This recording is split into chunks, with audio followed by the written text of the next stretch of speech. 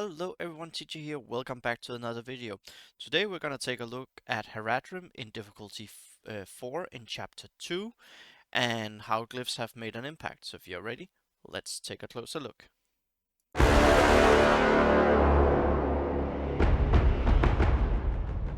But before we get there, everyone, I want to actually answer a question I got in the comment section on my latest video, and that is my teams for this chapter 1 run that I put together. So obviously up here, everyone is 7-star, and everyone except Lomian is gear 9. Abilities pretty much max. There's a little bit here and there. We can go through them later.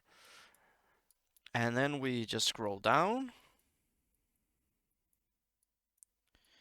So let's go through this team right here. Miri 7-star, Faramir 7-star, Halbarat 6-star, Boromir 5-star, Denethor 5-star.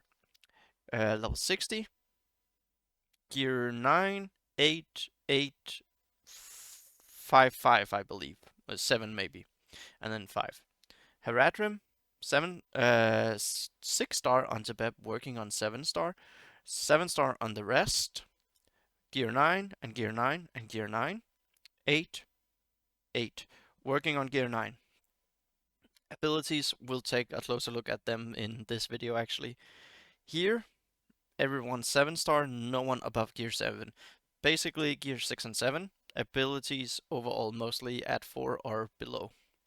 Then this team right here, Eowyn 5, Eomer 7, Eothane 5, Nerimiri 7-star, Ironhide 6-star, level 60, level 50, 60, 50, 60, 60.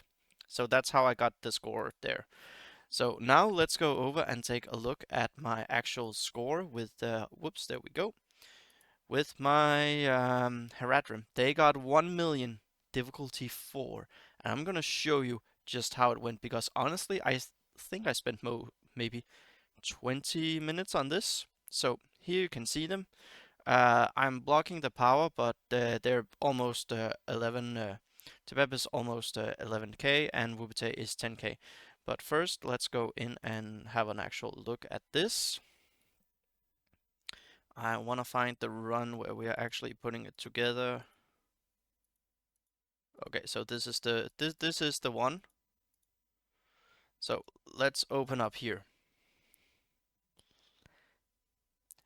So ideally opening, you would actually want it to be Wubite if he is 7-star, you have him built. Otherwise you would want it to be Robel or Bekaloo. Like you want it to be one of these three here or Wubite. Honestly, anyone except Tebeb is good to go. So you open up with Bekaloo's special. This is almost guaranteed to be a crit.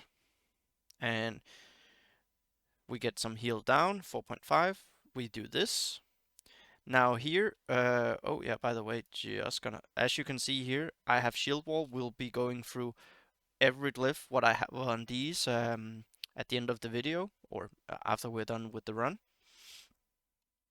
Here we go, and he lands his debuff, and then we go with the poison. Now, the critical thing is you get the turn meter reduction from Robel, and the slow from Wubite means that Bekaloo will be able to take her turn with Deadly on and land all those poison and remove the few stacks that it has already. And we just keep going. Now look at this here. With Weaken on, we're gonna do this. So we taunt, shield wall, 3,300 damage. So that's not a lot. For him, I might actually, here then I don't hit it, and then look at that, 9k. You can see there's a big difference with everything, with shield wall being active and him not having a weaken on him. That's 6,000 damage, that's the difference. So that is something that you really need. Now we are just getting set up very slowly. There we go. Here, everything is basically acceptable except for the Shadow Seer, the healer, because that can remove the slow that you want to land. Now, what I recommend is actually If there is a Skull Crusher or a Mangler, you would actually go in on that with your YEF2 for your weaken, so you take less damage. If there's a War Guard for two provoke stacks, then you hit Bekelu with that as well, so you get Black Serpent Poison on. You get some poison, you get the dot. Wubite almost always hits here, so this is pretty amazing. He hits so often. Normally that one would have hit, and the reason why I do that is because there's everyone, and other than that, there's not much reason because we have the slow, so you can be affording to actually get away with doing your AoE. Then we do some haste, just so we get all our cooldowns off, so we are ready. Now I'm just doing that there. There we go, and here we go. There. And this is why I didn't attack with Bekelu, because I actually wanted the concentration on, so we make sure that we actually at least land one, and then we have it under control. So we get taunts on, so Tibeb takes less damage, and then we just do here. There we go. As you can see, we didn't do that again, but because he's low, it's really okay. We get some healing done. Now, if this hadn't landed, I think I could still have gotten it, but it would have been close. But now the fact that I landed it is really, really nice. So as you can see, we're going to get everything off. Here, I actually made a mistake. I should have done her special too, because that gives me more time. Because when you have the slow on and Robel lands the turn meter reduction with her basic level 6, then that special 2 would have done less damage, and that means I have maybe half a turn here or there. As you can see, I actually do now. Less damage, so I get my cooldowns off. Here I decide to go ahead and stack, so I have several provokes on, because due to the shield wall, I will take less damage, and he's forced to hit over here more often, which protects the team. There we go. And I go with this.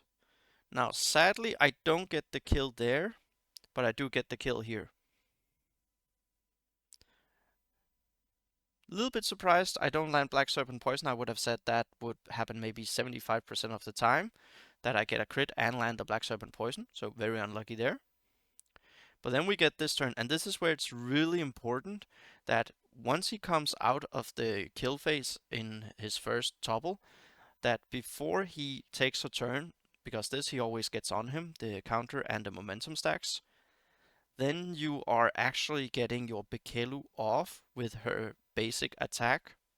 Because look at this right here, 5 poison stacks. There we go, I do that, so I just remove. Other than that, I don't really use it that much, but here it's very vital. We do haste to get cleansed. Let's see, what do I do here? There we go. And this was massive. The fact that there's a slow on it now. Expose. Maybe I should have done just his basic for weaken. Like this one was massive here actually. Because that damage when there's weaken on. Look at that. Even with his enrage and everything, only 5k. So this is great. Here we go. He did get some resistance, some momentums, everything, but that's pretty okay. Get some crits. Like look at this. If I had been a little bit more lucky here and didn't get this one here, would have been so massive. But at least I got the turn. And I'm a little bit unlucky here, because I don't have the abilities off. I would say if I had to redo, maybe save my haste for this time here. Also, as you can see, I don't really have my focus anything here. I figured it was worth it, just try to get the cave troll done. Maybe I should have gone here instead. But yeah, definitely I would needed the slow. As you can see, well, let's just go ahead and do him. You can see he's one turn off, so that's really sucks. But overall, I'm pretty happy. This took, again, 15 attempts, 20 at most, 20 minutes. This was pretty okay. So we got it done. Now let me go ahead and actually show you what it looked like. Remember, this team is 58k and the recommended power level is 80k, so that's 22 below. And I would say, honestly, the RNG in this with the buff and the way crit works in difficulty 4 and 5, if you attack a crit and it has Banes on it, you reduce momentum stacks. As long as I don't remember if it has spoons or not, I don't think that matters, but you need Banes on it, and there's just so much of them. So Robel, I do. We can walk through them quickly. Her abilities, they are as they are. Again, working on that gear 9. Now the set isn't exactly like this because I actually used Elrond's gear 9 and gear 8 in here instead, and then I went with Raider. I would ideally like to have the armor piercer instead, but what you really just want, you want a lot of focus and crit. And then down here you can see I have damage, I have focus, I have crit chance, I have focus. Again, this should be better. Okay, didn't mean to go ahead and do that, but like let's see here. Like this is health, there's crit. Also here there's some really good stuff. And then over here health, focus. So I would actually say just go a lot of heal. If you can get heal on them, get focus, because that way you land it more often. And then ideally I would have armor piercer instead of raider. So yeah, I used Elrond's. Also a very good idea once the team is done, if you swap glyphs from your main team. When you're done using the team, swap them back to your main team so you remember what glyphs that you actually used, because it can be a little bit confusing as we can't save individual glyphs. Bekaloo, I am doing armoring, armor piercer and withering, because there is Bane, so I want to have many different ways of getting the Banes done. Again, focus, this one is okay, it's not that great. Crit damage, crit chance, is really nice. Armor, again, I would ideally like to have other thing here, but I only have resistance, so yeah. Okay, didn't mean to do that. So let's go right back into it. But yeah, Bikelu, I do like that. And as you can see, a lot of my glyphs are just level 5, so this is really nice. Again, this was like this. Here we have armor. Here we do have focus. That is where I have it. Then we have some damage, and overall it's just really nice. As you can see, like it's far from ideal what I want, but it's nice. And I'm probably gonna go ahead and level him up, as you guys did comment on that you feel I should do that. I am, however, gonna wait until I tested Road to Rivendell in Chapter 2, and then I can make a feeling on what Road to Rivendell can accomplish in that. Maybe I will include Chapter 3 if they get the patch out in time for that bug. But yeah, this was way easier than actually Chapter 3. That focus, that extra 15% focus that's going around is really nice. To Beb, I'm going Limbus and Armor Piercer. Now the reason why I went Limbus is honestly having that haste first turn is nice, but also like it's okay. Like if I were to do anything else instead of Limbus, maybe Vitality, but you don't want to be hit that much, so I'd rather just have the haste available, so if I actually do need it, you never know. Especially for chapter 3, I want to run Limbus so I can get the haste right off the bat and take my turns more often and control the speed bar. Wubete, pure shear wall, and this was amazing, honestly. If I were to do anything else, I would say shield wall with a vitality so he gets some regen on him. And for here, I would honestly say armor or health. Like I like this one would honestly be way better if it was something else, but like as you can see here, I had this one with focus. I didn't even swap that over. Like this was not min-maxing my um like here health everything. Like I really didn't min-max this damage. I didn't want that though. Like here, you can see I could have gone this way more serious if I had really swapped it. So overall, pretty nice.